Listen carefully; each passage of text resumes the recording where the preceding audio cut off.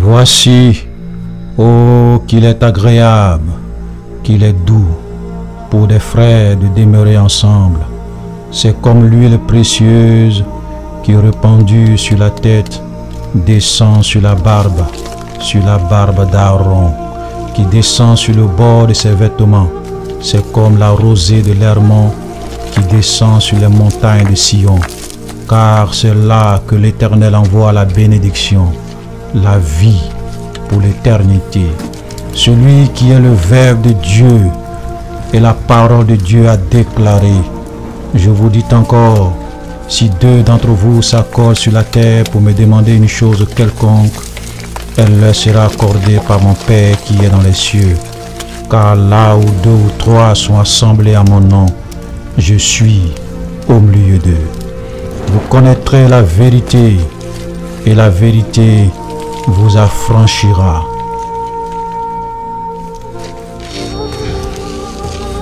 Vous connaîtrez la vérité, et la vérité vous affranchira. Voilà, shalom, shalom, shalom à tout le monde. J'espère que tout le monde se porte bien. Je voulais saluer la sœur Patience, la sœur Ami Cissé, la sœur Ange Prisca, la sœur Angéline, la sœur Blé, Sonia, le frère Elizondi, le frère Guélaté, le frère Jean Amon, notre sœur et maman l'abbé, voilà, et Kissi Lydie, mon épouse, shalom à la sœur Marcel, à la sœur Nadine, voilà, la sœur Reine, voilà. Et c'est que d'autres vont nous prendre en coup, puisqu'on a commencé avec 3 minutes d'avance. Voilà, donc nous sommes à notre temps, voilà, d'échange fraternel. Je pense que vous connaissez tous le principe. Voilà, il y a le frère Oumar, je ne sais pas, peut-être qu'il va se connecter après, qui veut rendre un témoignage. Et puis il y a notre frère Didio aussi, qui veut rendre un témoignage de remerciement au Seigneur. Mais avant tout cela, en tout cas, nous allons prier le Seigneur pour lui recommander ces instants, voilà, qu'il vienne prendre le contrôle de toutes choses et qu'il puisse bénir ce temps d'échange. Ensemble, nous prions le Seigneur. Notre Dieu et notre Père, nous voulons te rendre toute la gloire. Nous voulons te dire, Seigneur, merci, ô Dieu vivant, pour ce moment, Seigneur, que tu rends possible. Nous voulons, Éternel des armées, Saint-Esprit de Dieu, te recommander ce moment. Nous prions que tu viennes prendre le contrôle de toutes choses et que tout ce qui sera fait, tout ce qui sera dit, soit vraiment conduit par toi. Bénis tous nos frères, bénis tous nos sœurs, Seigneur, qui souffrent dans leur corps, que tu les guérisses, que tu les fortifies, que tu les restaures. Seigneur, nous sommes là pour changer, pour communier ensemble, pour te rendre gloire. Nous voulons que ton esprit soit au milieu de nous, que tous les témoignages, les préoccupations, les questions soient vraiment conduits par ton esprit. Agis au milieu de nous pour la seule gloire de ton nom, que les œuvres des ténèbres soient vaincues. Merci Seigneur, que la gloire et l'honneur te reviennent. Au nom de Jésus. Amen. Alléluia. Voilà, soyez abondamment bénis. On peut allumer les caméras pour ceux qui sont dans des endroits, si vous n'êtes pas sur la route, si vous n'êtes pas dans un autobus, voilà, vous pouvez allumer vos caméras pour qu'on puisse aussi se voir. Voilà, ça fait toujours du bien de se voir, de mettre un nom sur le visage pour que les autres aussi puissent vous voir, vous connaître, tout ça. Voilà, c'est toujours intéressant. Alléluia. Voilà, que le Seigneur soit béni. Donc, je vais faire monter mes panélistes, hein, voilà, pour ne pas être seul. Ok, donc, le frère JJ. Il y a un frère qui avait posé une question dans, je crois, dans le groupe. Voilà, on doit vraiment répondre à ça. Voilà. Je lui avais dit qu'on allait répondre aujourd'hui au préculte à sa question.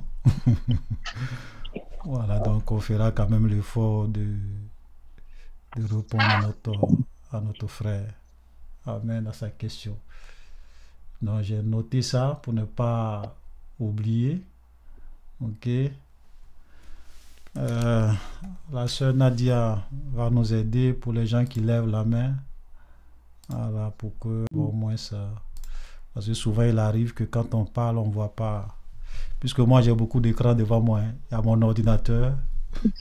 Il y a un écran géant qui est ici. Donc, ça fait que quand je suis concentré devant la caméra, souvent, je ne jette pas mon regard. C'est pas évident que je voie tous ceux qui lèvent les mains. Donc, la sœur Nadia, tu vas regarder s'il y a des bien-aimés qui lèvent la main. Voilà, on va leur donner la parole pour les questions. Donc, je vais faire aussi monter, ok, le frère Josué, la sœur Simone Gueux. Maintenant, si vous avez peur, ou bien si vous n'aimez pas qu'on vous voie sur les réseaux sociaux, vous pouvez me faire signe. Pour ne pas qu'on dise que le frère Olivier, c'est un dictateur. On m'a déjà dit à plusieurs reprises que je suis un dictateur. À la maison ici, on m'appelle le dictateur. Et souvent, les enfants, il y a une chanson qu'ils ont vue sur les réseaux sociaux. Ils ont déjà eu à chanter ça sur moi. C'est ça qu'on appelle la dictature. Donc,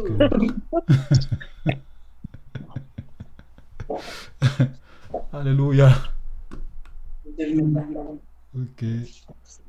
Vous pouvez allumer la caméra. Hein. Je veux que la soeur Simone Gueux est là, qui est là, la soeur Esther.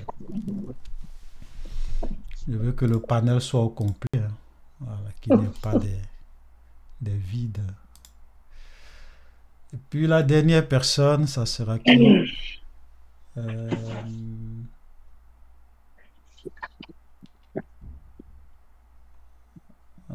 La sœur... Non.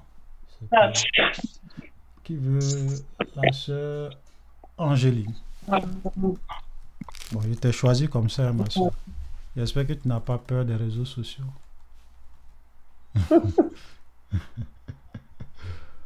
Angéline. Oui, je n'ai rien suivi. J'ai dit, j'espère que tu n'as pas peur qu'on te voie sur les réseaux sociaux. Hein. Non, j'ai pas peur. Ok. Parce qu'il y a des gens qui ne veulent pas qu'on les voie. Donc, voilà, donc nous sommes un peu au complet. Voilà, comme on ne peut pas afficher tout le monde, on essaye quand même d'afficher ceux qui sont là. Donc, soyez vraiment bénis. Voilà, que le Seigneur vous garde. Donc, avant de laisser la parole à notre frère Didier qui va rendre un petit témoignage, on va déjà répondre à la question de notre frère, je crois. Bon, comme c'est le pseudo qui est là, qui avait posé une question dans le groupe La Salle Vérité Biblique et qui avait dit Shalom frères et sœurs, j'aimerais savoir, ou bien j'aimerais avoir une explication sur le thème la nuit de la traversée, que certaines églises prennent le 31. Est-ce que c'est biblique? Donc ça, c'est sa première préoccupation. La deuxième préoccupation, c'est peut-on faire un vœu avec Dieu? Je pose la question puisque nous sommes déjà dans une alliance avec le Christ et par rapport aussi à Ecclésiaste 5, le verset 3. Voilà. Donc sa première question, c'était est-ce que le thème, la nuit de la traversée, bon, c'est une bonne préoccupation puisque tous les 31, depuis quelques années, on nous parle beaucoup de nuit de la traversée où on va posséder notre année, on va posséder le mois. Bon, il y a beaucoup de... Ce thème-là, avant, moi, il y a 5 ans, 10 ans de cela, il y a des expressions qu'on n'entendait pas. Les histoires de la nuit de la traversée, tout ça, cela. Donc, est-ce que c'est biblique? Voilà.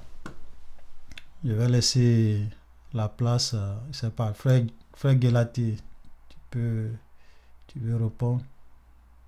Shalom, shalom à tous. Shalom. Que le nom du Seigneur soit béni. Et je suis content de vous voir. Amen. D'accord. Oh, nous allons simplement dire que, à mon sens, à mon sens, Ouais. le thème n'a rien de diabolique, n'a Mhm. rien de méchant en soi. Voilà. Le thème, la nuit de la traversée, n'a rien de méchant. Voilà, c'est un thème qu'on emploie Mhm. et je pense que, en ce qui concerne le thème, c'est vrai que dans la Bible, euh, Vous pouvez fermer le micro pour ceux donnez-moi un micro, s'il qui, vous plaît. voilà, qui ne parlent pas, pour ne pas créer des interférences là, voilà, pour qu'on puisse bien entendre le frère. Voilà. Attends, je vais fermer. Voilà. Bon, voilà. Tu peux ouvrir ton micro, frère Galaté, pour prendre.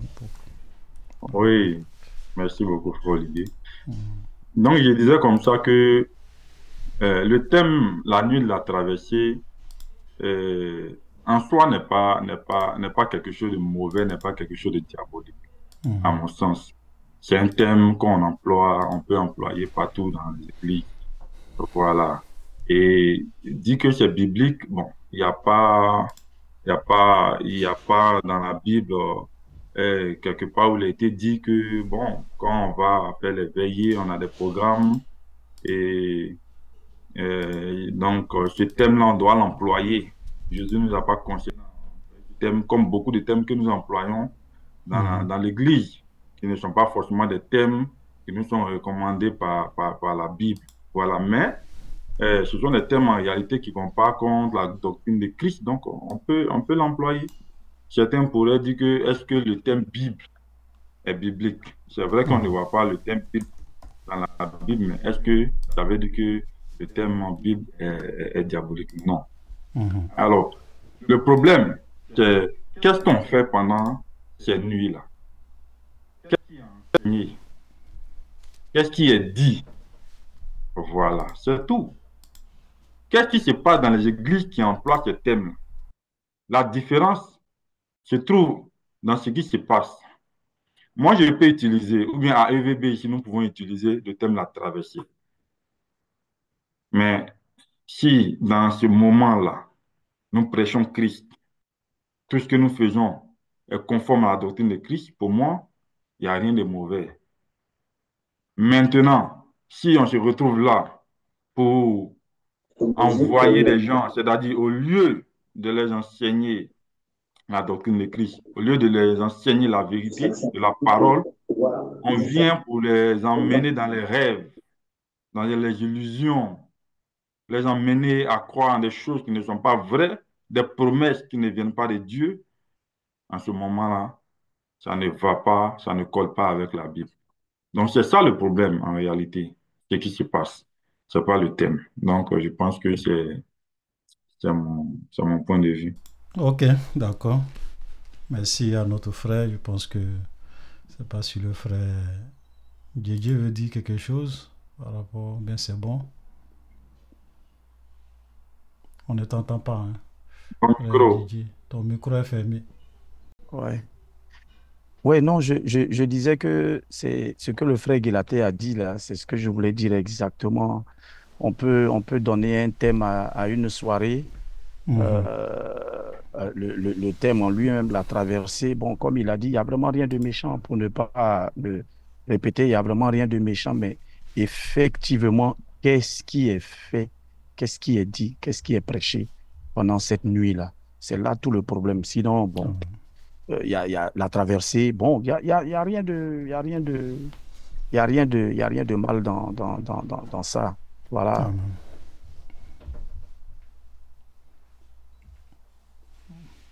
Mhm. La veillée, et bon, il y en a qui, on doit pas, c'est pas biblique, c'est diabolique, on doit pas, ouais, il y a eu ce genre de choses-là. Mhm. C'est diabolique, on doit pas fêter le 30e. Bon, qu'est-ce qu'il y a de diabolique à aller dire merci à Dieu pour l'année qui vient de se terminer et pour la nouvelle année qui va commencer? Qu'est-ce Mhm. qu'il y a de diabolique dans ça? On n'a pas dit que c'est quelque chose que Jésus a institué ou bien quoi, non, mais aller dire merci à Dieu à la fin de l'année pour tout ce que nous avons vécu pendant l'année et confier la nouvelle année au Seigneur. Il y a rien de diabolique dans ça. Donc, c'est vraiment le contenu de cette veillée-là. C'est ça qui est le plus important. Qui est le plus Voilà. important. Donc, Amen. donc je partage l'opinion du frère Guelaté. Amen. Voilà.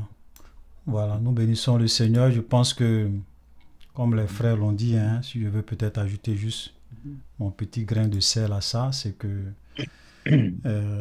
c'est vrai, il y a beaucoup de choses qu'on fait qui ne sont pas nécessairement dans la Bible, ou bien qui ne sont pas comme des lois, ou bien des commandements, ou bien des ordonnances. Ok? Comme souvent je le dis, souvent, beaucoup de chrétiens aiment souvent dire, est-ce que c'est biblique? Bon, quelqu'un peut te demander, est-ce que c'est biblique de rouler une voiture?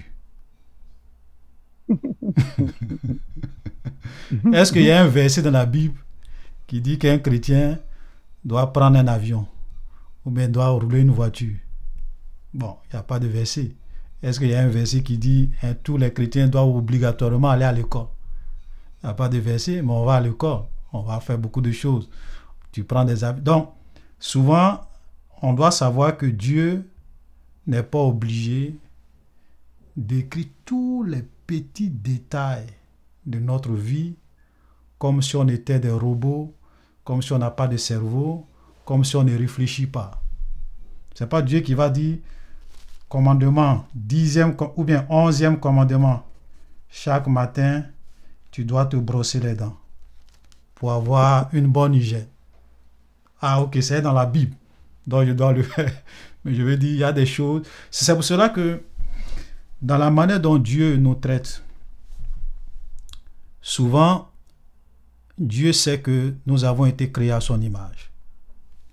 On a de l'intelligence. On réfléchit. On n'est pas des animaux.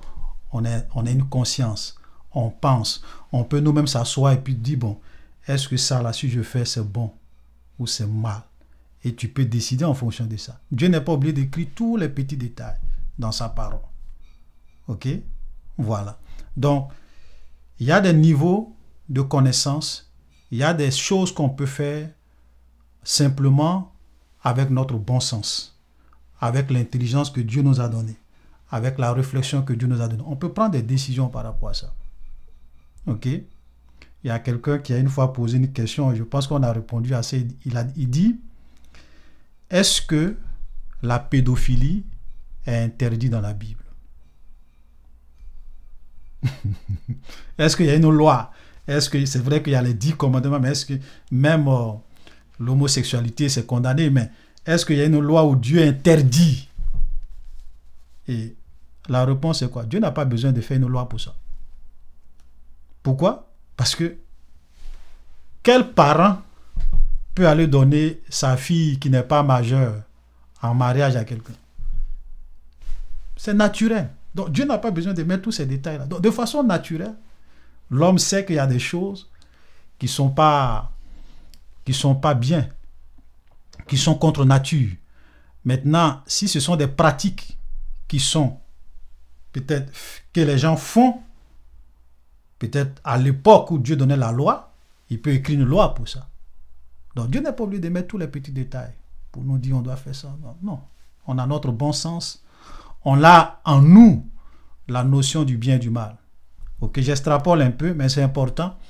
C'est pour cela que la Bible nous dit dans Romains que quand des gens qui n'ont pas la loi font naturellement ce que prescrit la loi, ils montrent que l'œuvre de la loi est écrite dans les cœurs.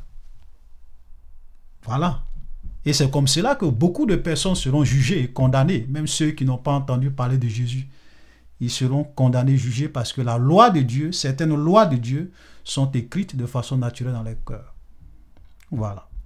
Donc, l'expression traversée, comme je le disais, il y a 15 ans, 20 ans, c'est des choses qu'on n'entend pas. On parlait plutôt du veillée, la veillée du 31 décembre. Et quand on partait, c'était pas pour dire que c'était une obligation. Comme les frères l'ont dit, c'était simplement pour aller dire merci à Dieu, en reconnaissant. Donc on se retrouve, on dit merci Jésus. Souvent même on prie pour nos vies, pour nos familles, pour nos enfants, pour la nouvelle année. Voilà, donc c'est comme une veillée de prière qu'on faisait pour remercier le Seigneur, pour rendre à Dieu des actions de grâce. Voilà l'esprit. Souvent même, d'autres même commencent peut-être à 21h, 22h, ils prient jusqu'à 5h, 6h. Voilà, et puis après, ils rentrent à la maison. Puisque souvent, les 31 dans nos pays, il y a des gens qui vont aller dans les boîtes de nuit, il y a des gens qui vont donc... L'église dit, bon, ok, comme souvent, vous êtes là, peut-être que vous voulez quand même vous retrouver. Donc, ok, on se retrouve, on prie le Seigneur. Voilà l'esprit. Maintenant, aujourd'hui, les gens, surtout les pasteurs, certains hommes de Dieu, ont exagéré. Ils ont commencé à travestir ça, à introduire des thèmes, traverser. Comme le thème, on peut même dire, le thème, c'est pas grave. Mais comme les frères l'ont dit, qu'est-ce qu'on fait? Souvent, quand on arrive, c'est souvent faire des prières qui n'ont pas de sens. On va prier pour posséder notre année. Tu vas posséder quelle année? C'est quoi posséder une année? C'est quoi posséder une année? Voilà. Ou bien je vais faire des alliances avec Dieu pour que cette année-là, Dieu me bénisse, Dieu me protège. Voilà. Et souvent, on va dire aux gens, mettez de l'argent dans les enveloppes. Venez donner à Dieu. Tu vois? Donc, c'est ce que les gens font. Souvent, ça frise l'escroquerie. Et ça, c'est pas bon. Voilà. Donc, on doit vraiment faire attention. Beaucoup de choses que les gens font aujourd'hui, les 31 dans les églises, souvent, c'est plus l'escroquerie, prendre de l'argent aux gens, tout ça, et c'est pas bon.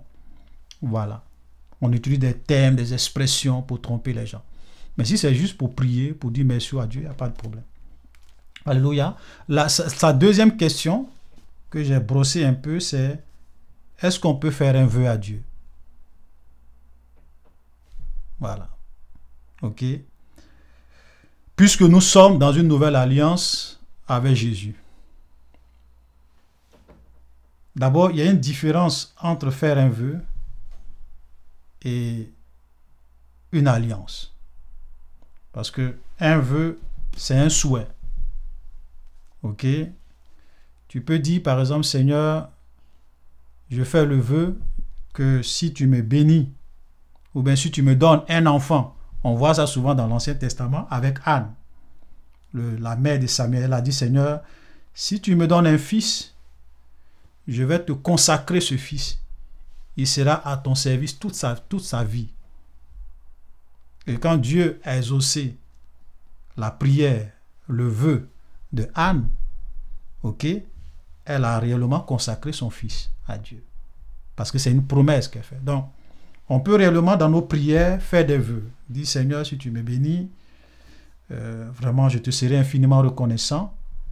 Je vais peut-être, je ne sais pas, d'autres vont dire Seigneur, si tu me donnes un travail, je vais te donner mon premier salaire. Bon, Dieu n'a pas besoin de donner un travail pour que tu lui donnes ton premier salaire. Il n'a pas besoin de ça. Parce que souvent, quand on fait des prières, bon, ça ressemble à des prières pour baratiner Dieu, quoi. Voilà. Alors, pour baratiner Dieu, on dit, ah Seigneur, comme j'ai dit, je vais donner mon premier salaire à Dieu. Là, il va me donner un travail. Mais Dieu n'a pas besoin de ça pour te donner un travail. Ok. Voilà. Parce que souvent, la manière dont on prie, ça donne l'impression que Dieu, c'est un père qui est méchant. Tant qu'on le blague pas un peu, on lui fait pas... Non, Dieu n'est pas comme ça. Voilà. Ok. Donc, on fait souvent ces genres de vœux là. C'est vrai, ce sont des prières, mais souvent, l'intention bien, la motivation n'est pas bien. Voilà. Ok. Seigneur, si tu me donnes un travail. Non, tu n'as pas oublié de dire ça. Seigneur, donne-moi un travail. J'ai besoin de travailler pour avoir une situation, pour me marier, vraiment pour, oui, bénir. Oui, Dieu va le faire. Il n'a pas nécessairement besoin que tu lui dises que tu vas lui donner son premier salaire. Ok. Mais ce sont des vœux que les gens font. Bon, souvent, Dieu, bon, c'est pas parce que tu as dit que tu vas donner ton salaire à Dieu que Dieu te donne le travail. Mais c'est parce que tu es son fils qui t'aime, qui te donne le travail. Voilà. Maintenant, si tu as fait le vœu, bon, tu es tenu de l'honorer, sinon tu ne serais pas correct. Mais ce n'est pas par rapport à ça. Donc, on peut faire des vœux à Dieu dans nos prières. Des vœux vraiment qui sont sensés. Et souvent même, vous pouvez même être en train de prier et puis poussé par l'esprit. Souvent, le Seigneur même peut te dire, te pousser même à faire certaines prières avec des vœux à l'intérieur, poussés par le Seigneur. Et Dieu t'exauce par rapport à ça. Et quand il t'exauce, effectivement, tu honores ton engagement. Voilà. OK? Donc, c'est un peu ça. Voilà. Donc, on peut faire des vœux. Maintenant, ce qui est grave et ce qu'on trouve souvent déplorable, c'est que les gens font des choses qui ne sont pas bien. Seigneur, je vais faire une alliance avec toi pour me protéger. Voilà. Chaque fin du mois, mon alliance, c'est que chaque fin du mois, je te fais ce vœu-là, que chaque fin du mois, je vais te donner peut-être 20% de mon salaire. Mais toi, en retour, voilà, tu vas m'accorder la santé, tu vas me rendre prospère dans mes activités. Donc, c'est l'alliance que je tisse entre toi et moi. Voilà. Ça, ce n'est pas de bonnes prières. Et ça, ce n'est pas une alliance. Soyons clairs là-dessus. Quand vous regardez la Bible, Dieu est toujours l'initiateur des alliances qu'il tisse avec les hommes. Amen. Tu ne vas jamais voir Amen. un homme. Ce n'est pas Abraham qui s'est levé pour dire, ah Dieu, je veux faire alliance avec toi. Tu es qui pour faire alliance avec Dieu? D'où tu sors? Hein? Toutes les alliances, que ce soit l'alliance que Dieu a fait avec Moïse, l'alliance que Dieu a fait avec Abraham, l'alliance que Dieu a fait avec même avec nous, puisque la Bible dit que Jésus est le médiateur d'une nouvelle alliance entre Dieu et les hommes. C'est Dieu qui est toujours l'initiateur des alliances qu'il fait avec les hommes. C'est pas nous. Voilà, donc c'est vraiment mal déplacé, ok, de dire que toi, en tant qu'un individu, tu veux faire une alliance avec Dieu. C'est pas bon. Ok, voilà. Et puis, les types d'alliances que les gens tissent avec Dieu, ça n'a pas de sens. Ça donne l'impression que Dieu, c'est un père irresponsable, comme les exemples que je prenais tout à l'heure. Seigneur, je fais mon alliance avec toi, protège-moi. Moi, j'étais une fois dans une église. Et le pasteur est venu là prêcher. Et quand il a fini, il dit, bon, tous ceux qui veulent faire des alliances de protection avec Dieu, venez. 10 000. Voilà, chaque fin du mois, tu donnes 10 000. Et puis, je prie pour l'alliance de protection avec Dieu. Et il y a des gens qui venaient. 20 000, 30 000, 50 000. Voilà.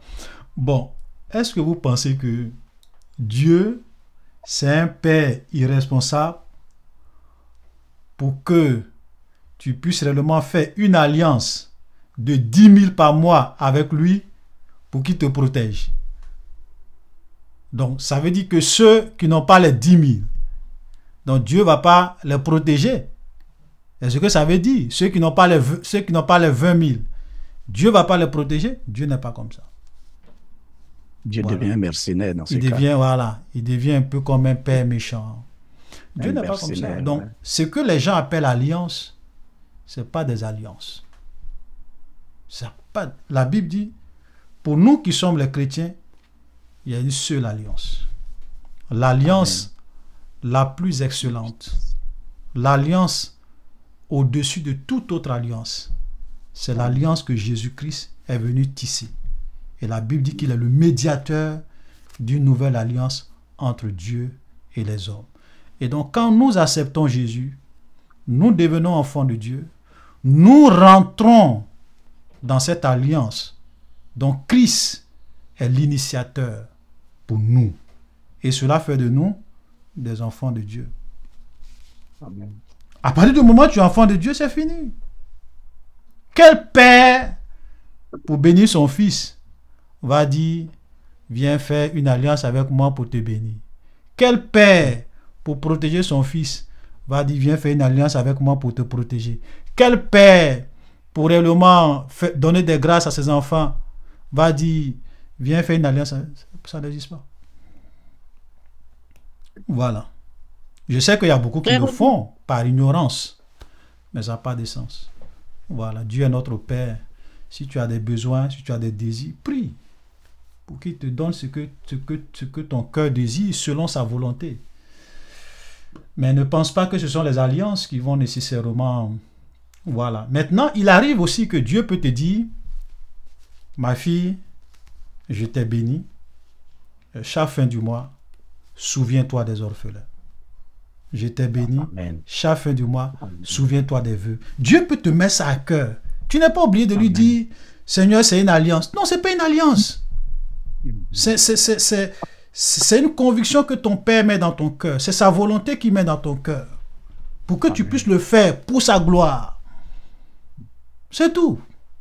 Tu vois? Mais souvent, quand on ne comprend pas, on mélange les thèmes, on mélange les expressions. Alors que ça n'a pas de sens. Alléluia. Voilà. Donc, voilà un peu ce que je peux dire rapidement. Voilà. Frère Olivier, il y a un commentaire par rapport à ce que tu viens de dire. Il y a un commentaire. Oui, J'aimerais oui. bien que tu répondes à ce commentaire, s'il te plaît.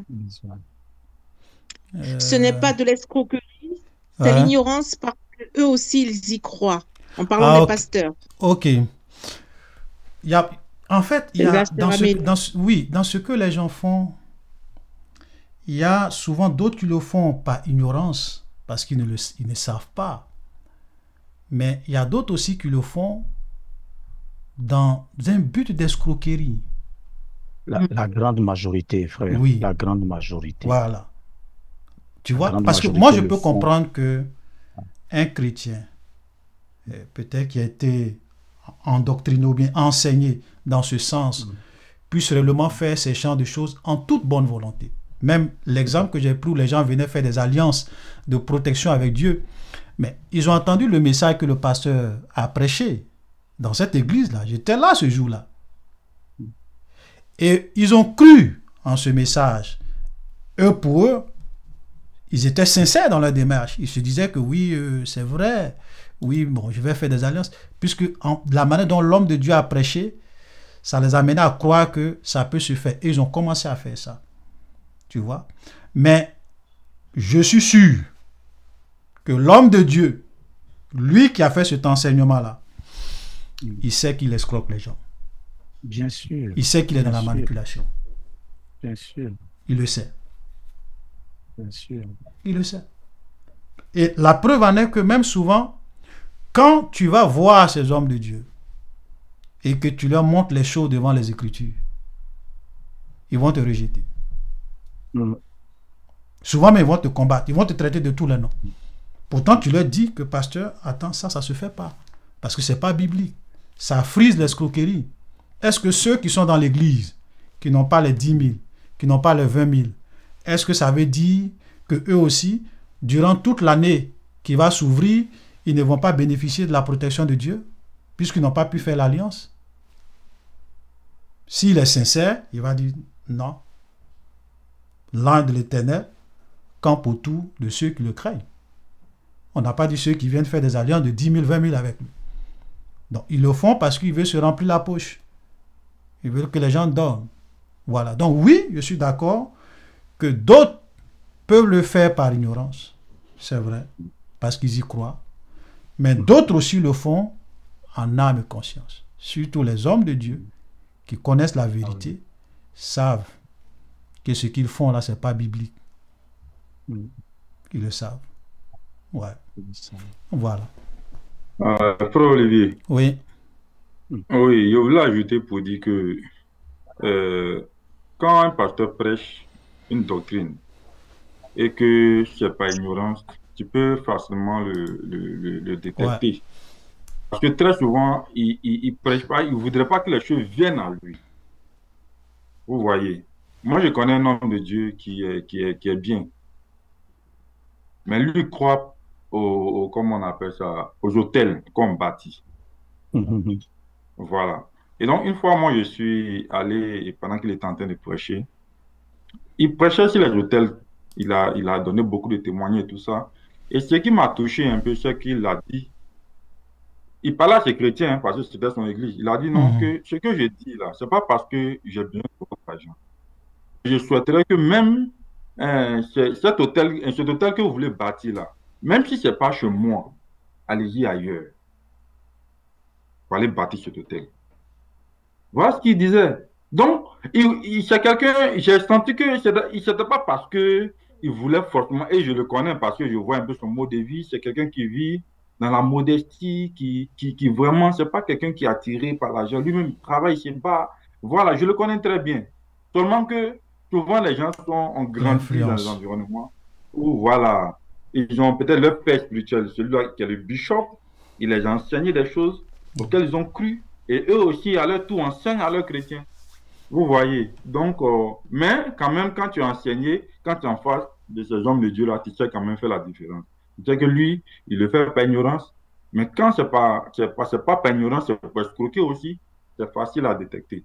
Donc, c'est ce que je voulais ajouter. Ouais, et puis pour moi aussi, je me dis, c'est pour cela que quand l'appel n'est pas donné aussi à tout le monde. Parce que quand tu as l'appel, c'est vrai, tu peux souvent enseigner des choses qui ne sont pas vraies. Mais vous allez remarquer que Dieu va toujours t'interpeller. À un moment donné, le Seigneur va te dire, ce que tu enseignes là, ce n'est pas moi. Parce que c'est lui qui t'a appelé. Si tu commences à dévier, il peut t'interpeller pour dire, et vous allez voir, il y a des hommes de Dieu comme ça qui enseignaient des choses, mais quand le Seigneur les a mis devant la réalité des faits, ils ont changé de doctrine d'enseignement. Ça prouve que réellement, ce sont des gens qui sont réellement appelés, qui se remettent en cause et qui se fient à la parole.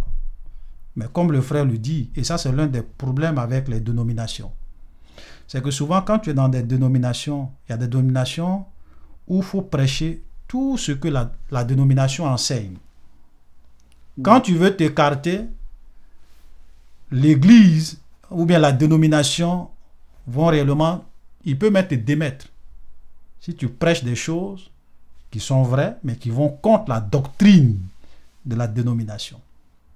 Voilà. Donc ça fait que il y a des hommes de Dieu qui enseignent des choses. Eux-mêmes, ils savent que ce n'est pas biblique, mais ils ne peuvent pas prêcher contre ça. Pourquoi? Parce que s'ils prêchent contre ça, et ça, c'est pas normal. Parce que notre fidélité doit être à Dieu et non à une organisation, et non à une dénomination, et non, voilà. Ça doit être à Dieu. Tout ce que tu crois être juste, même si les gens doivent te persécuter pour ça, il faut l'enseigner. Voilà. Amen. Voilà. C'est triste. Et puis beaucoup, il faut reconnaître aussi que le diable a tellement réussi à enseigner, à envoyer beaucoup de faux pasteurs qui enseignent des choses aujourd'hui, que même certains pasteurs qui étaient droits commencent à copier ça. Oui. En voulant faire comme les autres. Comme aujourd'hui on prêche sur les autels. Tous les pasteurs prêchent sur les autels. Moi aussi je prêche sur les autels. Voilà. C'est dommage. Hein? C'est pour cela qu'un serviteur de Dieu, quand tu enseignes quelque chose, il faut avoir la conviction de ce que tu enseignes. Si tu sais que ce que tu enseignes, ne le fais pas parce que les autres le font. Toi-même, il faut être sûr que ce que tu enseignes est de Dieu pour ne pas conduire les gens en erreur. Alléluia. Donc, les histoires de bâtir des hôtels, les histoires de tisser des alliances avec Dieu, tout ça, ce n'est pas biblique. Ce n'est pas de Dieu en tout cas. Voilà. Et ils sont tellement forts, excusez-moi, parce que ceux qui le font, ils vont toujours prendre des passages dans l'Ancien Testament. Abraham a bâti des hôtels. Okay. Moïse, les patriarches, David. Mais ils n'expliquent pas pourquoi ces gens-là bâtissaient des hôtels. Ils bâtissaient des hôtels simplement parce que les hôtels, c'était un peu comme des superpositions de pierres. Ça pouvait être des hôtels de terre aussi. La Bible parle d'hôtels de terre ou hôtels de pierre. Et sur ces hôtels, les gens faisaient des sacrifices, des holocaustes à Dieu. Voilà le sens. Et les gens le faisaient parce qu'il n'y avait pas de temple. Quand le temple de Salomon a été construit, Dieu a dit, pour tous vos offrandes, tout ça, vous allez maintenant au temple et vous donnez l'animal au sacrificateur. Et les sacrificateurs maintenant vont faire l'holocauste. Maintenant, quand on vient dans la nouvelle alliance, Jésus a tout accompli. Est-ce que nous, aujourd'hui, on prend les animaux pour aller donner un pasteur pour dire, bon, j'ai péché, offre un holocauste ou bien un sacrifice de... Ça n'existe plus. Ok? Nous sommes le temple de Dieu. Christ habite en nous. L'Esprit de Dieu habite en nous. Donc, les réalités de l'Ancien Testament ne sont plus, ne s'appliquent plus à la Nouvelle Alliance. Donc, il y a des choses qu'on ne fait plus. C'est pour cela que vous n'allez jamais voir les apôtres, les chrétiens de l'église primitive bâtir des hôtels. Non, c'était over, c'est fini. Voilà. Amen. Voilà. Je vais laisser... Voilà, ok, il y a une main qui est levée, mais on va donner la parole au frère Djedje, puisque le temps est en train de partir. Voilà, pour son témoignage. Et puis, on va prendre la question de Dénatal. Ok. Ok, soyez bénis, frères et sœurs de VB. En tout cas, que Dieu vous bénisse tous. Voilà, je voudrais commencer par dire que qui a dit qu'il n'y a pas d'amour à EVB? Qui a dit? 3 points de suspension. Bien. Juste pour vous dire merci. Merci à toute l'Église d'EVB parce que je souffrais d'un mal. Bon, je peux le dire, nous sommes entre adultes. Je souffrais d'un mal au niveau d'une de mes parties intimes, au niveau du testicule gauche, qui s'enflait et il fallait nécessairement m'opérer. Voilà, il fallait nécessairement m'opérer. Il n'y avait pas d'autre solution. Et donc, quand je suis allé faire la première consultation, le médecin m'a dit qu'il fallait forcément que je cherche une clinique pour me faire opérer parce qu'ici au Togo, le CHU du Togo, les médecins eux-mêmes le disent, c'est une boucherie. Ouais, voilà. Et vu que ça concernait mes parties intimes, il ne fallait pas que je fasse ça là-bas. Il fallait que je fasse ça dans une clinique. Et donc, je suis allé il m'a indiqué une clinique qui, bon, pour les Ivoiriens, ceux qui connaissent, ceux qui sont Ivoiriens, comment on appelle, il y a la PISAM de Côte d'Ivoire. Voilà, ils ont un peu au Togo ici leur PISAM. Et là-bas, l'opération me coûtait 562 000 francs CFA. Voilà, donc où est-ce que je vais enlever cet argent-là? Donc, le médecin, l'urologue qui est là-bas, il m'a dit que bon, il pouvait me faire ça dans une autre petite clinique qui prend un peu moins cher. Et là-bas, c'était 285 000 francs CFA. Et donc, nous y sommes allés le mercredi. Vraiment, ça a été difficile.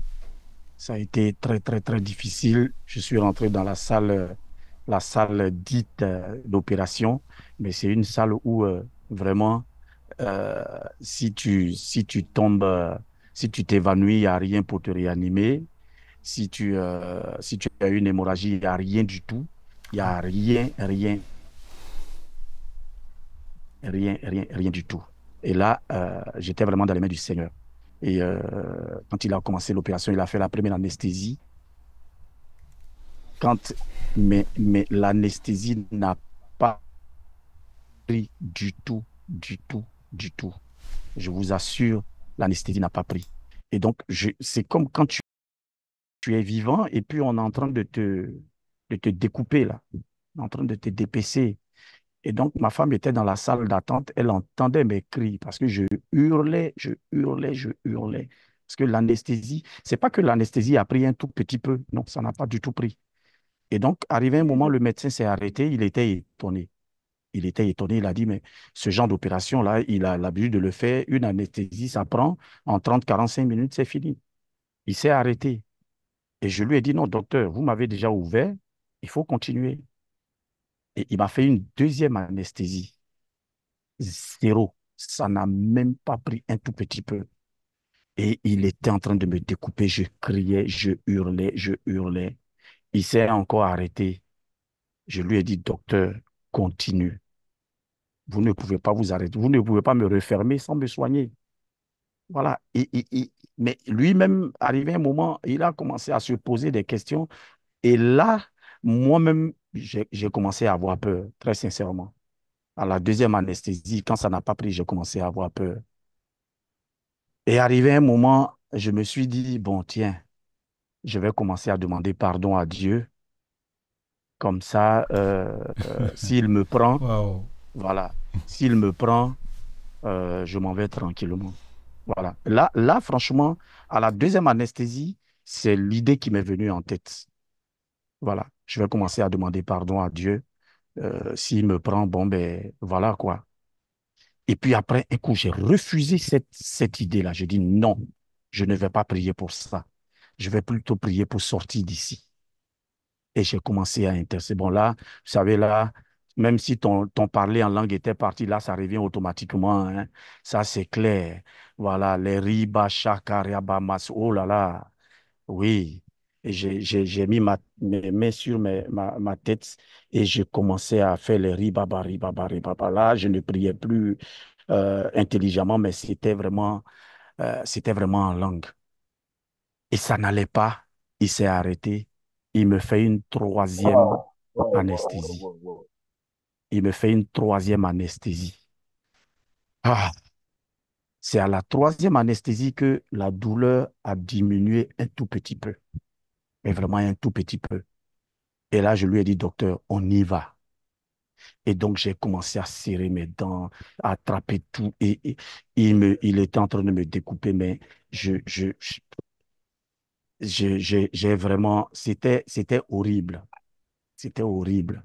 La première fois qu'on m'opère, où l'anesthésie ne prend pas, c'était horrible. C'était horrible. Il a dit qu'il ne peut pas me faire une quatrième anesthésie parce que sinon, je risque de piquer une crise. Voilà. Et donc, à la troisième anesthésie, il fallait qu'il y aille. Il fallait qu'il y aille. Et là, mais vraiment, euh, j'ai serré les dents, mon chien, et je priais en langue, jusqu'à ce que il réussit à finir l'intérieur. Et quand il a commencé à me coudre maintenant, là, ça a commencé à aller un peu. Je sentais maintenant l'aiguille avec laquelle il me piquait pour me coudre, mais ça encore, c'était moindre par rapport à quand il travaillait l'intérieur. Mais la leçon que j'ai retenue, quand tu es dans ce genre de situation, tu te rends compte que tu peux facilement passer de l'autre côté. De l'autre côté. C'est-à-dire qu'en un rien de temps, tu peux passer de l'autre côté. Et comme on le dit, c'est là que tu te rends compte que l'expression qui dit que la vie ne tient qu'à un bout de fil. La vie ne tient qu'à un bout de fil. Ce dont j'avais peur en ce moment-là, parce que puisqu'il était en train de me dépecer, vivant, je pouvais, sous l'effet de la douleur, je pouvais perdre connaissance. Et donc, j'avais peur. Parce que là, si je perdais connaissance, il n'y a rien pour me réanimer. Il n'y a rien. C'est comme tu rentres dans une salle, il n'y a rien. Il n'y a rien, absolument rien. Voilà. Donc, j'avais peur de perdre connaissance. J'avais peur de faire une hémorragie. Et là, vraiment, c'était toute la grâce de Dieu. C'était toute la grâce de Dieu. Et son adjoint, arrivé un moment, il est venu me dire, ah, votre femme est en train de prier là-bas. J'ai dit, ben, c'est normal, c'est pour ça qu'elle m'a accompagné, pour qu'elle prie. Elle était en train de prier là-bas parce qu'elle m'entendait hurler. Elle m'entendait hurler. Et là, vous vous rendez compte que avant que je n'aille dans l'hôpital, je me disais, il y a des gens qui me doivent de l'argent. Ah, s'ils pouvaient me payer, j'ai mon projet là, je vais m'acheter un terrain dans mon village, tout et tout. Bon, ça fait 15 mois, les gens me doivent. Bon, cette fois-ci, ils m'ont promis, j'ai fini de faire mes projets, tout et tout. Mais là, tu te rends compte que tout ce que tu as comme projet, c'est zéro. C'est zéro. Et il y a un verset qui m'est venu en tête, Proverbe 19, verset 21. Il y a dans le cœur de l'homme beaucoup de projets, mais ce sont les desseins de l'Éternel qui s'accomplissent. Amen.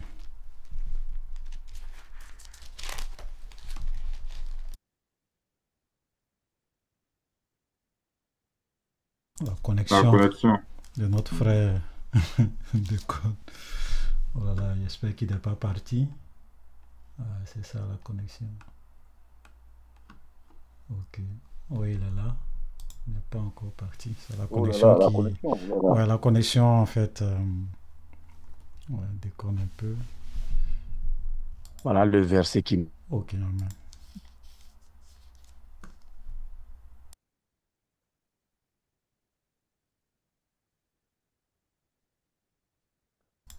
Donc vraiment, le Voilà, je temps suis que revenu. notre frère, Ouais, je suis revenu. voilà, le temps que notre frère, ok, il est Voilà, revenu, ok, d'accord. je suis revenu. Voilà, voilà. Attends, je Donc, vais revenir. comme je le disais, là, tous tes projets tombent à l'eau. Tu ne penses plus au projet. Tu ne penses plus à tes possessions. Tu ne penses plus à rien. Il y a une seule chose, Seigneur, je veux sortir de là pour te servir. Et c'est là que j'ai compris, mes frères et sœurs, et c'est sur ça que je veux terminer. Quand tu nais, que tu sois, tu as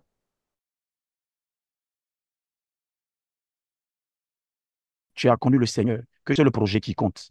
Un seul projet qui compte. Comment obtenir la vie éternelle?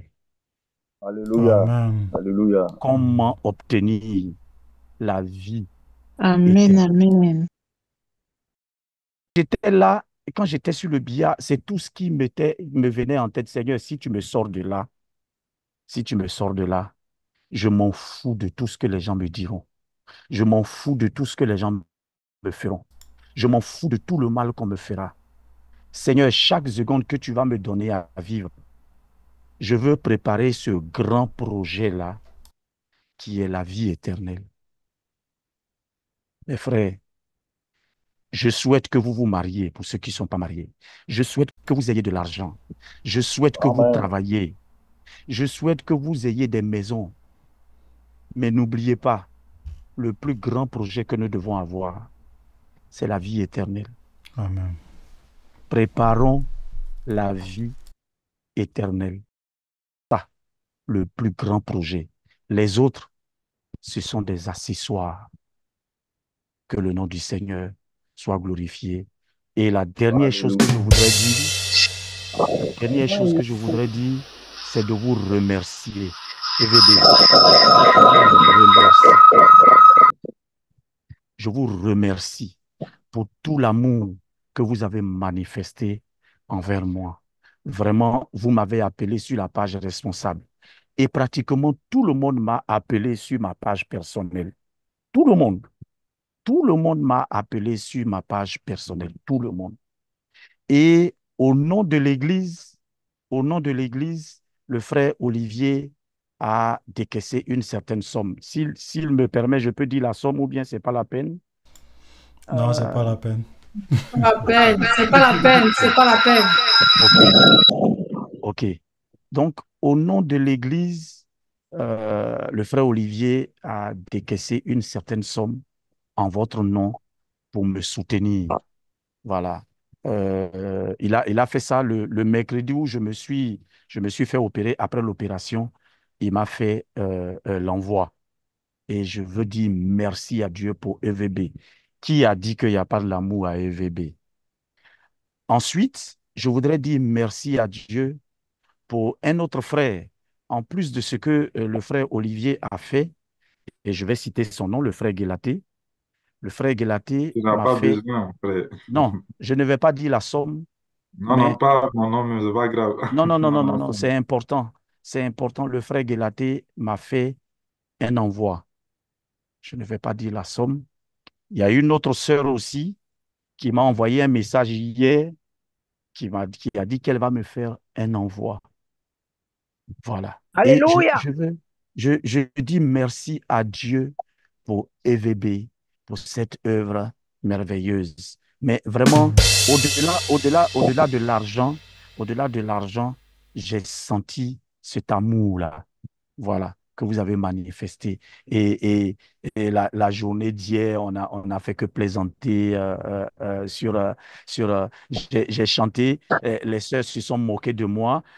La sœur Reine s'est moquée de moi. La sœur Agnès s'est moquée de moi. La sœur Simone Tu s'est manques moquée de Non, moi. papa, non, Mais je vais Le frère payer les amendes, Bachekemba, hein.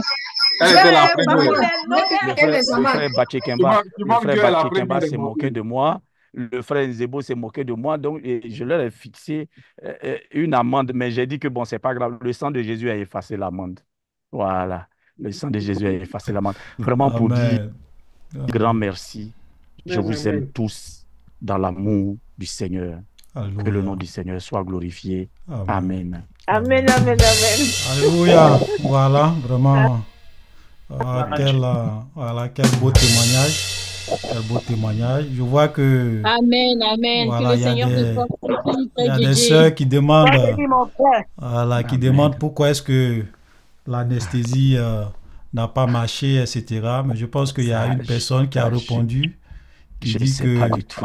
il semble qu'il y a des personnes, bon, ceux qui sont dans le domaine pourront confirmer, Dépend du corps voilà, de qu'il y a chacun. des personnes qui ne répondent pas à certains produits, d'où la Effectivement. nécessité de faire des examens avec l'intervention et surtout la consultation Mhm. anesthésique Oui, ça a été fait. pré-opératoire. Ça a été fait. Ah, ok. Ça a été fait. Ok. Ça a été fait dans le meilleur cabinet, là, leur PISAM d'ici, là. Ça a été fait là-bas. J'ai dépensé même 60 000 francs. Tous les examens post-opératoires ont Opératoire. été faits. Ok. Tout a été fait. Ok. Tout. Bon, Examen de sang, examen de... Tout a été fait. Voilà. Voilà. Donc, je pense que les organismes Bon. souvent sont différents. Ça, bon, c'est vrai que je ne suis pas dans le domaine, mais ceux qui sont dans le domaine pourront, Voilà. Jusqu'à pourront trois. Ça montre les limites de la médecine. Ouais. Merci. Voilà. Merci, frère Guélaté. Ça montre les limites de la médecine. Le Seigneur Amen. Jésus est au-dessus de tout. Amen. Ouais. Vraiment, on bénit le Seigneur Je sais pourquoi c'est arrivé. Ah, pour notre frère qui s'est mon vraiment frère. sorti. Parce que même la veille, quand il m'a appelé pour dire qu'il partait se faire opérer, il m'a dit non, frère Olivier, le médecin a dit que c'est un petit truc, ça va pas, c'est rien de grave, ça c'est normal, ça va, tu vois, voilà. Donc là, on était vraiment confiants, mais après, les complications, pour dire que vraiment, on doit plus compter sur le Seigneur. Il y a ce que les hommes disent, et puis il y a ce qui se passe dans la réalité. En tout cas, que le Seigneur soit béni pour ce beau témoignage, d'avoir permis à notre frère d'être parmi nous encore ce matin. Voilà, en pleine santé, que toute la gloire lui revienne. Voilà, merci à toute l'Église. Je pense que tout ce qui a été fait, c'est au nom de tous les responsables, au nom de toute l'Église, avec tout ce que vous donnez. C'est pour cela que nous disons que c'est ça aussi une famille. Vous avez, quand j'étais sur les réseaux sociaux, les histoires d'offrandes, de libéralité, je ne me prenais pas. Même quand des gens m'appelaient pour dire, frère, on veut donner. Je dis non, moi je ne prends pas. Je ne suis pas une église, je ne dirige pas des gens, donc je n'ai pas besoin. Donc c'était bien écrit, hein? Nous ne prenons ni dons, ni offrandes. Tout à fait. Mais quand tu constitues une communauté, quand nous devenons une église, c'est toute une autre réalité. Parce que des frères peuvent avoir des besoins, des autres peuvent non. Il faut qu'on soit capable, au nom de notre famille, de les aider, de les soutenir. Voilà. En tout cas, que le Seigneur vous bénisse pour tout ce que vous donnez, pour vos dons avec joie, sans contrainte. Voilà, ça sert aussi à de telles choses. Que le nom du Seigneur soit glorifié pour tout. Amen. Alléluia. Amen. Voilà. Amen. Alléluia. Amen. Voilà, donc on va prendre la dernière question, puisque le frère, ça fait quand même longtemps que sa main est levée. Donc on va répondre à sa préoccupation. Et puis voilà, le frère Dénatal. Voilà. Frère, vas-y, on te laisse toute la place pour ta question. Vous m'entendez? Oui. Vous m'entendez? Oui, on t'entend. Oui, bien. Ouais. Ok, je bénis le nom du bénin notre Dieu pour la vie de notre frère Didier. Je suis blessé, donc j'avais plus le courage. Et vraiment, il y a qu'au frère et puis vraiment que le nom de Dieu soit glorifié. Amen. Et d'autres vous l'avez dit. Et cela dit que vraiment que l'amour dans la fraternité, dans la communauté est une très bonne chose. Le soutien surtout. Et je Amen. bénis le nom de pour chacun des donateurs, Mhm. pour tous les responsables et pour tous les participants de la plateforme. Dieu vous bénisse. Amen. Amen. Et donc, ma préoccupation, frère Olivier, je vous l'avais communiqué la dernière fois. Et donc, ceci étant dit, vous avez dit de garder la question pour aujourd'hui. Et Dieu merci que je suis un peu en congé et j'ai tenu à participer aujourd'hui. Ma préoccupation, c'est concernant Luc. Ça se trouve dans le livre de Luc au chapitre 16, le verset 9. Le verset 9. Luc chapitre 16, le verset 9. Le verset 9. Luc chapitre 16, le verset 9. Je lis le verset 9 rapidement. Et moi, je vous dis, faites-vous des amis avec des richesses injustes, pour qu'ils vous reçoivent dans les tabernacles éternels, quand elles viendront à vous manquer. Pour à vrai dire, frère Olivier, quand je lis tout le chapitre, comme on me l'a beaucoup conseillé, quand tu donnes un verset, il faut prendre la peine de remonter un peu depuis le chapitre qui le concerne, ou bien même peut-être plus, si tu veux, pour mieux comprendre. Mais jusqu'à présent, je ne reçois vraiment pas ce que le Seigneur veut dire ici. Et comme je vous l'ai dit la dernière fois sur votre plateforme, sur votre page personnelle, je sais parfois parmi mes collègues, parmi mes frères, d'annoncer l'évangile. Et surtout, moi, mes collègues, ils sont tellement discutants, toujours raisonnants. Je connais pas je vois pas l'explication de ce passage-là. Et à vrai dire, comme il m'est venu en tête, il dit, mieux vaut quand tu connais pas demander. Mais pas que demain, quand ça va se présenter, tu sauras pas quoi dire. Voilà, parce que dans mon milieu, là, quand je suis chrétien, quand je veux me mettre, c'est vrai qu'on ne m'attaque pas toujours, on me connaît en tant que chrétien, les gens me laissent dans mon coin, mais quand tu vas vouloir te prononcer sur un sujet que tu ne maîtrises pas, ou bien tu n'as pas l'explication, et de peur que tu n'aies rien à dire, et c'est pourquoi j'ai tenu à poser cette préoccupation. Amen. Pour avoir plus ou moins des déclarations. Amen. Voilà, merci beaucoup frère pour la question. Je me souviens quand on était encore très jeune et qu'on lisait la parole. C'était ce genre de passage-là, je suis plusieurs fois tombé là-dessus et puis j'avais toujours du mal moi-même à comprendre. Faites-vous des amis avec les richesses injustes. Voilà, pour qu'ils vous reçoivent dans les tabernacles éternels quand elles viendront à vous manquer. Donc on se pose la question, bon, les richesses injustes là, d'abord c'est quoi? Et puis quand elles viendront à vous manquer dans les tabernacles éternels, pour qu'ils vous reçoivent dans les tabernacles quand elles viendront à vous manquer. Quand on lit le contexte, on voit que ici c'est un économe qui a été dénoncé à son patron comme étant quelqu'un qui dilapide ses biens. Ok? Et donc le patron l'appelle pour qu'il puisse lui rendre compte. On m'entend? J'ai l'impression qu'il y a... C'est bon? Oui, je suis là. Ok. Oui, ça va. Voilà. Donc, pour que l'économe infidèle puisse lui rendre compte. Et lui, il est tellement intelligent, bon, même si c'est dans de la mauvaise manière, ok? Parce que même quand le Seigneur félicite l'économe infidèle, c'est pas par rapport à ce qu'il fait que le Seigneur le félicite, mais c'est l'intelligence qu'il a eue à faire ça pour que lorsqu'il sera renvoyé de son travail, les gens puissent réellement le recevoir. Donc il appelle quelqu'un. Il dit, toi tu dois à mon patron, bon je vais dire terre à terre, peut-être 100 000. Bon moi je vais écrire que tu lui dois 80 000. Donc 20 000 francs c'est pour toi.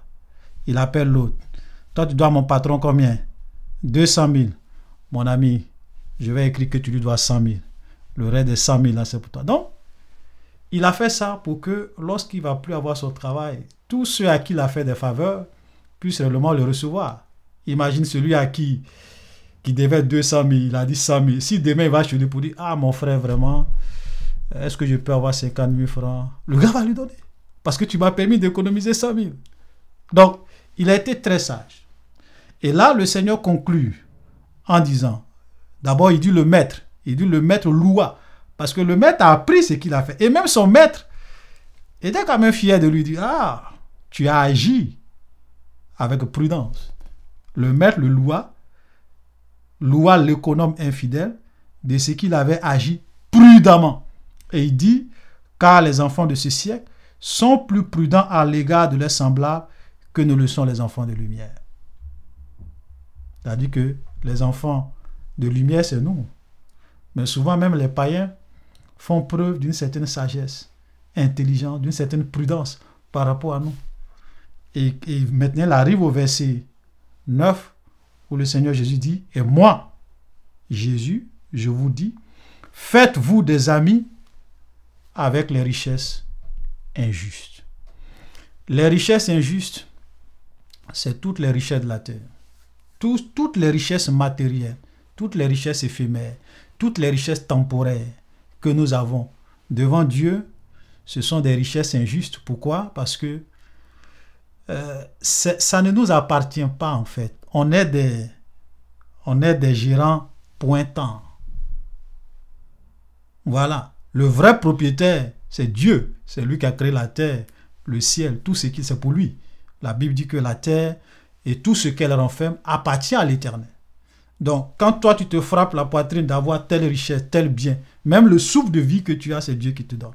Donc, tout ce que nous pouvons posséder, la Bible appelle ça les richesses injustes. Ou bien une autre expression que la Bible utilise dans 1 Timothée chapitre 6, les richesses incertaines.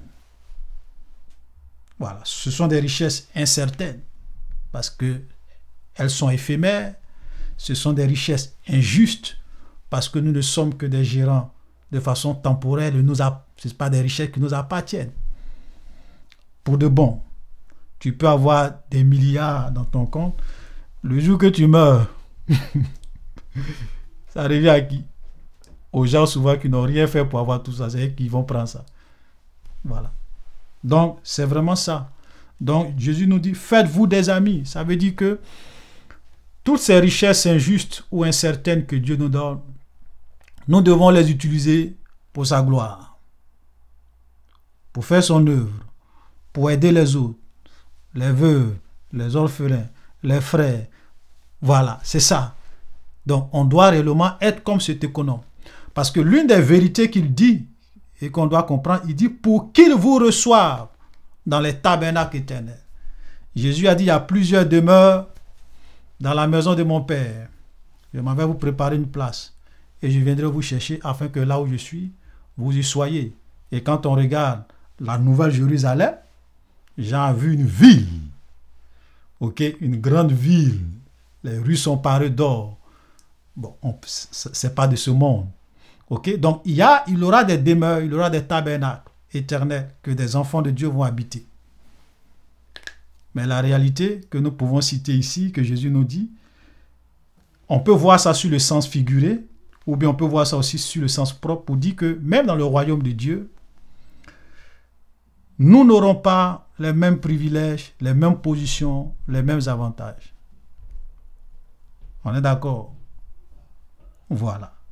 Même pour ce qui est d'être assis à la droite et à la gauche du Seigneur, quand les disciples sont venus lui dire, Seigneur, la mère de 2 disciples permet à ce que mes fils qui sont ici, que dans ton royaume, l'un soit à ta droite. Jésus n'a pas dit que ça n'existe pas. Hein. Il dit ça existe. Être assis à ma droite, ça existe, mais cela ne sera donné qu'à ceux à qui mon Père a réservé cela. Tu vois. Donc, tous les bienfaits que tu fais, même les frères à qui tu fais, demain, lorsqu'on sera dans le royaume de Dieu, il aura une sorte de reconnaissance de ses frères à ton égard. Voilà. Même si ce n'est pas littéralement, mais une sorte de reconnaissance. Pourquoi pas? Voilà.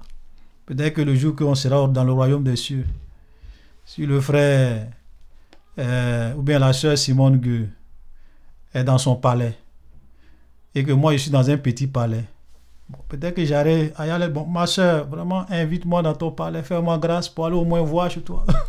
Dormir chez toi. Bon, même si on ne va pas dormir, mais au moins je vais aller voir la gloire de ta maison. Tu vas me recevoir chez toi quand même. Oui, parce que je t'ai fait du bien. quand tu étais sur la terre, il ne faut pas oublier que c'est moi qui prêchais. Et tu as entendu la vérité. Voilà. Voilà, j'ai dit ça en rigolant, mais pour dire que il y aura quelque chose de comme ça dans le royaume de Dieu. C'est vrai qu'on ne sait pas comment ça va se faire, mais il y aura quelque chose comme ça. Voilà. On n'aura pas on sera tous sauvés, on sera tous dans la gloire, mais comme l'apôtre Paul le dit, même une étoile diffère en éclat par rapport à une autre étoile. Ça sera comme ça dans le royaume de Dieu. Il y aura une hiérarchie. Et Dieu, c'est comme ça. Même les anges, il y a une hiérarchie parmi les anges. Parmi tous ceux qui seront sauvés, qui seront des fils de Dieu, il y aura aussi une hiérarchie en fonction de leur fidélité sur la terre, de la vie qu'ils auront menée. Ils auront des positions, ils auront des couronnes, ils auront des récompenses. Voilà, il y aura aussi une sorte de reconnaissance entre nous. Voilà. Donc voilà comment il faut comprendre, frère. Donc les richesses incertaines ou les richesses injustes, ce sont toutes les richesses que nous pouvons avoir dans ce monde. Voilà. Toutes les richesses qu'on peut avoir sont des richesses incertaines, des richesses injustes. Parce que le vrai propriétaire, c'est Dieu lui-même. C'est à lui qu'appartient toute chose. Voilà, donc voilà un peu ce que je peux dire. Est-ce que ça va? Frère, je ne sais pas s'il est là. C'est 14h04. C'est 15h04. Ok. Donc, on va... J'espère que je ne le vois plus, un autre frère de Natal. Je ne sais pas s'il est déconnecté. Ok. Donc, on va laisser toute la place. Ok. C'est bon pour la réponse? Oui, c'est bon. C'est bon pour la réponse. Super. Merci. Voilà. Donc, on va passer à notre culte. On a déjà empiété notre temps de culte de 7 minutes. On va laisser toute la place. Voilà.